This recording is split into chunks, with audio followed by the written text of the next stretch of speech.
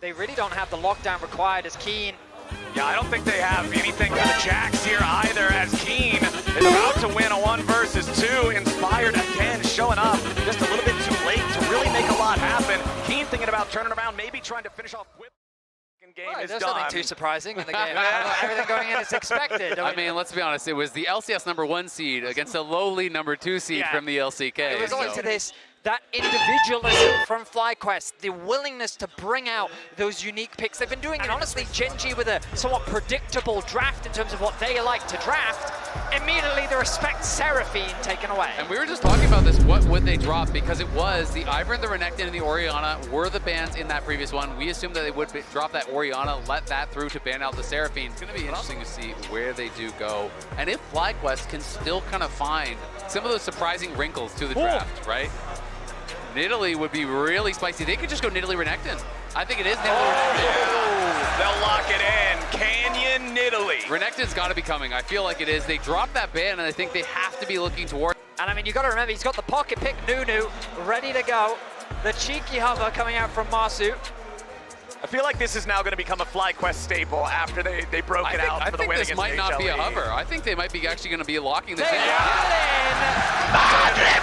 Roars to life. And this is why I didn't think it was going to be a bit of a Year beat. was in spring against Nongshim Red Force. He went 6-0-3 on the Kassadin, but that was into a Talia back then. Like, it's been a while. The game's a little different since back then. Things have changed. And Era that is dominated by these super objectives that just kind of force you to group and fight, or you lose the game. Well, it looks like Gen.G is once again saying, FlyQuest, your weakness has been the early game. Pull up towards that top side, because it's going to be him getting harassed on this camp. And this is what we saw in game 1, but from the other side, right? This is what we saw Bwipo doing, harassing Canyon when he was on that Skarner. And that you can, harassing this guy constantly as Canyon is going to make this so difficult. They're going to go for the dive. 3v2 dive from Gen.G. Lehen's going to lead the way. Bwipo trying to stay alive. He's barely hanging on as he flashes out. Peyz trying to chase him down. It's first blood back over to the Ashe. Busio still wants to get one back, but he doesn't have the damage. The Riptide slows him down, and Gen.G get the first blood. nicely executed dive, and it's ultimately a misplay from Bwipo. Chovy getting very low, forced a flash in the 1v1. Pressure was enough to secure first blood. FlyQuest are looking to try to threaten a dive. If he continues to stay, Busio's wrapping around behind him. Remember, there's no flash. He could look for this.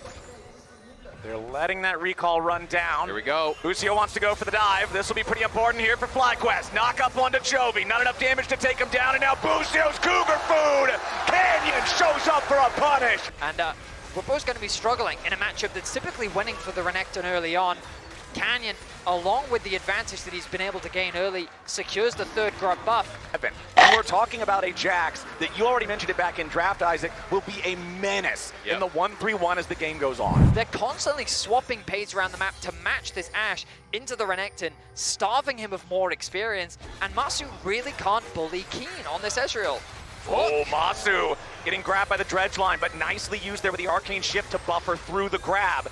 As Chovy here in mid lane might just find himself on the receiving end of a snowball, but considering he's level 7, he can still buffer through that knockoff. But nice shockwave coming out from Quad. Surely they get this kill. No way, Chovy just made him look foolish. They really don't have the lockdown required as Keen.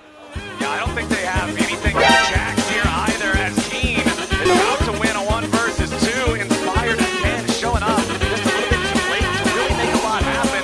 Keen thinking about turning around, maybe trying to finish off Bwipo there. As Inspired on the Nunu, there's no way to have any threat without help there onto the Jacks. And meanwhile, And very wisely, Gen.G took advantage of the Ashe pick to just bully out Bwipo. And I think already in this series, we're seeing the value of Ashe and how much advantage it gives you in the early game. as Canyon is now looking to repeat his success here on these Nidalee ganks. Keen flashing forward for the stun with a counter-strike, needs a little bit more damage to kill off Bwipo, but the Croc survives. Canyon will not be able to complete the job. Bwipo. I do think As much as people talk about Cassidy as his late game beast, we'll see if Whippo can get out of this. Lehens with the dredge line. Whippo in trouble. Arrow from downtown. The Renekton still in danger, trying to slice and dice his way out of trouble. But Canyon's got the kill secured. Gen G claim one, but a teleport's ready to try to get something in response. Quad shows up, trying to put the damage into Peyz, but he flashes back over the wall to get away. And the shockwave is an airball. Nothing else for FlyQuest yet, as Lehens is now the target, and Inspired cuts off his escape. FlyQuest make it an even trade 1-for-1, and Inspired wants to grab the Drake after. You're right, Flowers, it's a 1-for-1, but look at the mini-map.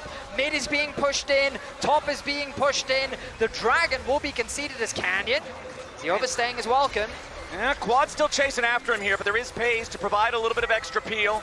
FlyQuest don't have the lockdown or the damage to complete the kill on the enemy jungler, so it will be Drake secured here for Inspired. Gives in the early game, uncontested. I mean, the reality is the only person who's going to have a shot at doing it. Oh, that was so close. If that hits Quad, he is in some serious trouble, and he might still be. Chovy chasing after him there, but will not find enough damage for a kill. Yeah, critically the arrow misses. He is going to be able to survive as a result. If we're going to see Inspired looking mid.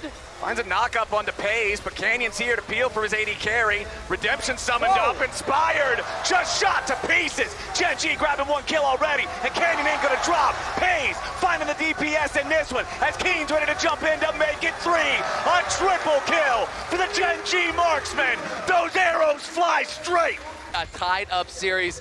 And let's not kid ourselves, there was no way Gen G would ever go down without a fight, and we might see Whippo going down too. I think it's more than a maybe, Mr. Azale. I think Whippo is out of there. 1v2, and he doesn't seem pressured at all. Busio and Quad without the damage to really threaten this guy. The arrow flies in from all the way up in the river, and now it's Busio under pressure. Shockwave hits both Gen G players, but what's it gonna matter? They get the kill on the support, and they force the flash out of Quad as well. Gen G, they made some overeager plays in game 1, but here in game 2, they are playing to their limits, and they are crushing FlyQuest. I mean, they just have so much gold at this point, and the problem with the composition of Fly is it's not matching up well to what Gen G have. They're losing in the isolated 1v1s. They don't have the damage to get the hook. Connects. Lehens connects onto the turret, and it sets up Peyz to just keep firing. Unstoppable. 5-0-2 here for the Ash as Canyon throws the spear back over the wall. Whippo's coming in on the flank, looking to lock up Peyz, who pops the cleanse, getting away from the Croc, trying to kite it out, but Whippo takes him down. 1-for-1 though, as Inspired is also going to drop with Lehens falling. You can see an ultimate 2-for-1 trade for FlyQuest side as they still continue going forward, looking maybe for Canyon, but it ain't gonna happen. I mean, FlyQuest, they're going down, but they're going down swinging. Masu, no way out. No, not from that Cassidy, and Chovy is on a rampage. 2 items fully completed, Seraph's fully stacked. Always lose. Exactly, I mean, it's so tough. If you can't win 5v5, you can't win sides, you can't win League of Legends. Well, they're going for the 3v1 play against Keen, but he's buying enough time. Peyz arrow isn't gonna hit the target, Keen is down. FlyQuest commit enough players to get the kill on the Jacks. Awards, man, it's a damn Christmas tree, and Gen G are the ones sending gifts. I mean, Gen G are making a statement after game 1. They are absolutely dominating. Masu slightly oversteps, and Chovy sees an angle. Chovy not afraid to continue going forward. Inspired the target down to about 1/4 HP. Heals up a little bit with the chomp. Redemption keeping him alive. Busio fires back going in with the quickness, but Chovy's so tanky. Gen G's so far ahead. Whippo's gonna be your target here next as the shockwave doesn't do much. Peyz getting the kill on Whippo. Gen G just cutting them down like flies. Another triple for Peyz as Quad is the only one left standing. Gen G 4-for-0. Baron's coming up next. And Gen G smothered the last flames of hope here for FlyQuest. Quad's gonna go down as well, you have to think, no. Keen ultimately dies to the turret. He nearly killed the turret to stay alive there. Coat as Baron drops 23 minutes into the game, and the gold lead crests 10,000 for Gen G. As FlyQuest are very quickly running out of options. Yes, the tier 3 turret in mid lane. now about to fall. Gen.G forcing the issue. Lehans with a flash over the wall, going into the dredge line, ain't gonna find it. Inspired, having to pop the ult for the shield to stay alive. Redemption here too.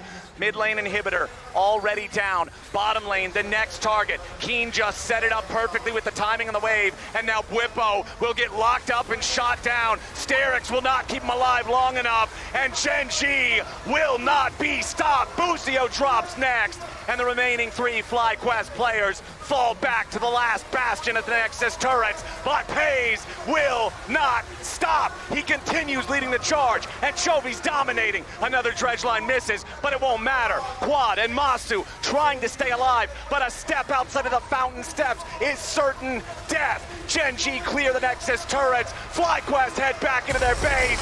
It's a tied series. Gen.G take game 2. A great punch back in game 2 here from Gen.G.